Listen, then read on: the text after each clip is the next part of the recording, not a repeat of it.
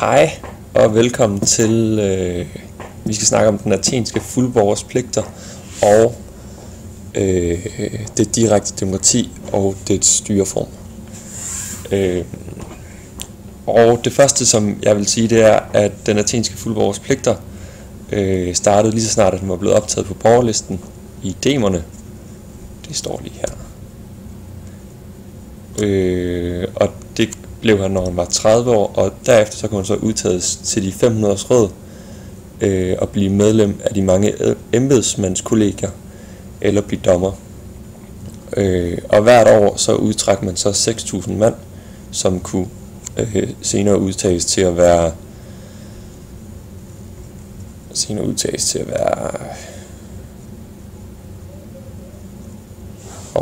hvad sker der her? Senere udtages til at være nævninge. Lige præcis.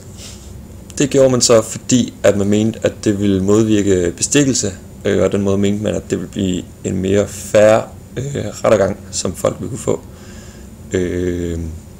Men som man så også kan se, og som der ligesom er kilder fra, så udmøntede retsvæsenet sig rigtig meget på retorik og hvordan man kunne holde taler.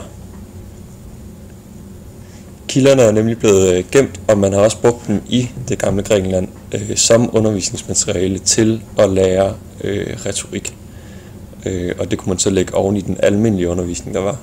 Så på den måde så viser det sig også lidt, at selvom at de prøvede at lave et så retfærdigt system overhovedet muligt, så var det altså ofte den bedste taler, der ville gå hen og vinde sagen.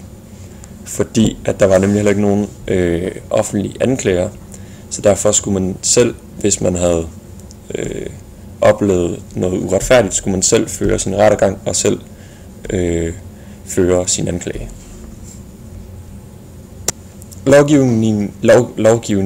Lovgivningen blev foretaget af folkeforsamlingen, og det må have krævet stor disciplin og møde så mange mennesker op og være til stemme. Stemme 2 sekunder. Jeg prøver bare igen. Det jeg prøver at sige, det var, at det må have krævet en stor disciplin og en kraftig ledelse at gennemføre et møde med så stor en mængde mennesker. Ligesom der står her. Og så anså man i Athen det som en moralsk pligt at påtage sig disse offentlige erhverv. Og der var stor sandsynlighed for, at man igennem sit liv ville komme til at blive en embedsmand. At det overhovedet kunne lade sig gøres at få folk til at opgive deres normale job og så være embedsmand, det havde allerede Perikles havde indset, at man måtte betale folk med offentlige ombud en erstatning for tabt arbejdsfortjeneste. Og derfor fungerede det athenske demokrati så, altså derfor var det så velfungerende, fordi at man, selvom at det måske var mængden af indtjening ikke nær så stor som sit normale arbejde, så fik man alligevel nogle af sine omkostninger betalt. Man kan undre sig over, at det direkte demokrati overhovedet var effektivt i Athen, eftersom at det må have kostet en masse tid at skulle vælge forskellige mennesker og hele tiden bytte rundt på embedsposterne, og folk hele tiden enten skulle til en afstemning eller et eller andet, så sådan hverdagen må have haft mange holdepunkter for den enkelte athener. Men man kan så også sige, at i datidens ulande var der ikke nogen samlebånd eller noget som helst, som der skulle køre hele tiden. Så på den måde havde de også på den måde var samfundet også bygget mere op omkring det direkte demokrati. Og det må have krævet utrolig stor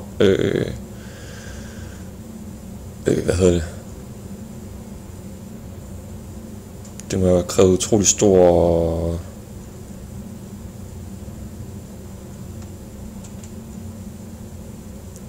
man må have arbejdet hårdt for at opretholde det her demokrati, det er det, jeg vil sige.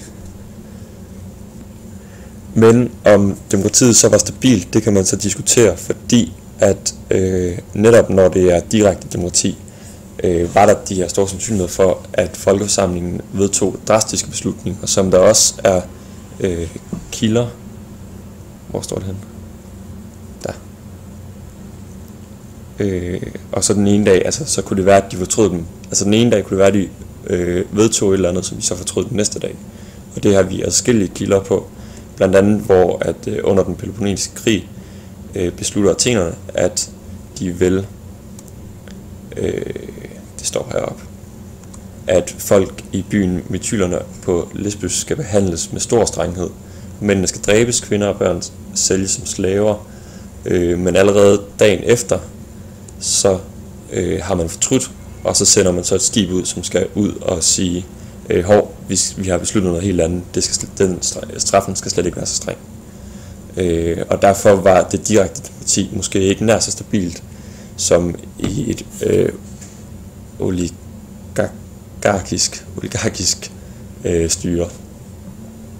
Og det er præcis også den her mangel på stabilitet, som bekymrede flere filosofer, som for eksempel Platon og Aristoteles, og også det er også Sokrates'